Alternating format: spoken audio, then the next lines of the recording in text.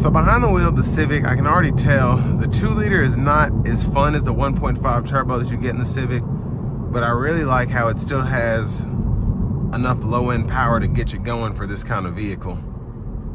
I mean, you're getting 27, or I think it's 29 miles per gallon city, 37 highway. So definitely enough power for everyday use.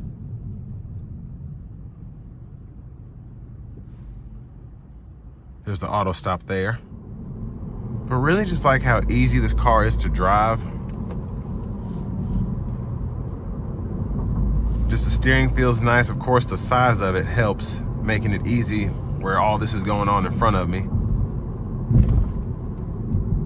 And really like the brake pedal feel as well. You get that initial bite.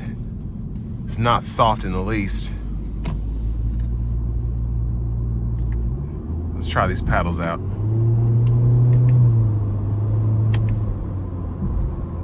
So they're okay. With the CVT, it's really not the same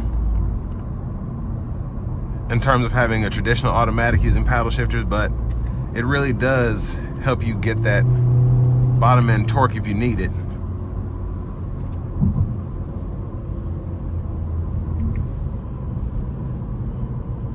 And they're not meant to be necessarily sport shifts, but like I said, if you need the torque and you want to just get into it, you can.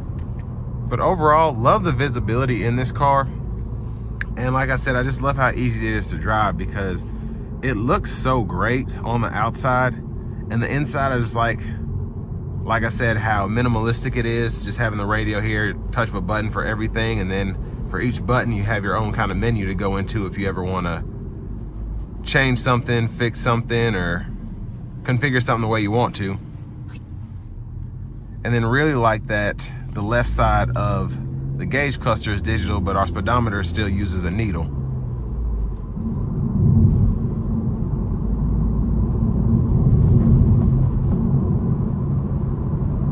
But let's give it a little throttle here.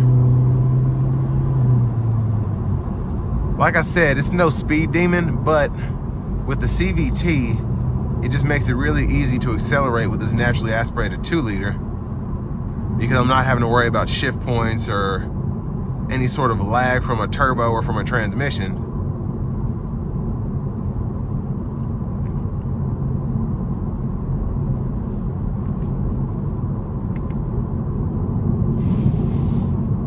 And what I really like is that I can turn on the lane centering without having the cruise on.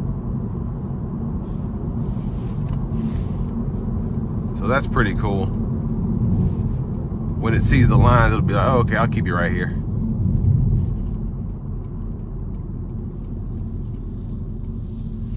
But it's really just kind of a lane keeping assist system as opposed to like a lane centering.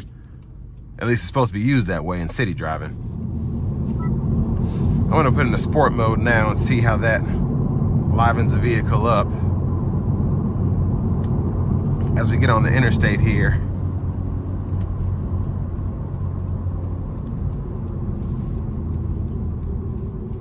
But like I said earlier, really just like the exhaust tone of the Civic.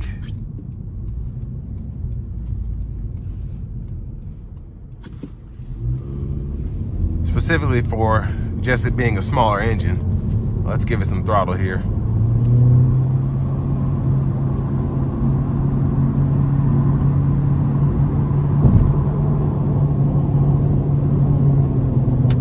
So decent power there.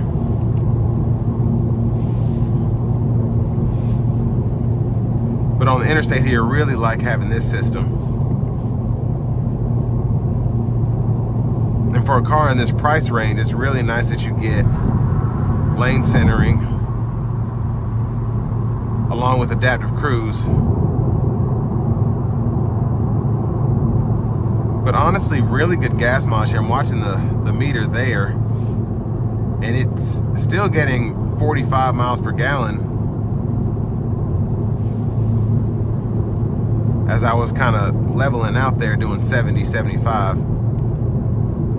And also just like how accurate it is, it's always changing based on throttle response,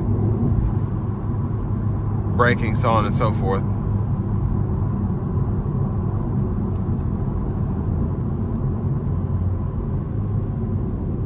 and really like the downshifts, well, the quote-unquote downshifts of the CVT, keeping the revs hot in sport mode. So final thoughts on the Civic. Of course, the competition is going to be the Corolla, the Hyundai Elantra, just your small four-door cars that are meant to be commuters. But really just like how this engine is set up, I'm gonna drive a 1.5 turbo here soon and see how it compares. But definitely a good option for the money. So with all that being said, this will bring me to the end of my review of the new 2023 Honda Civic Hatchback Sport.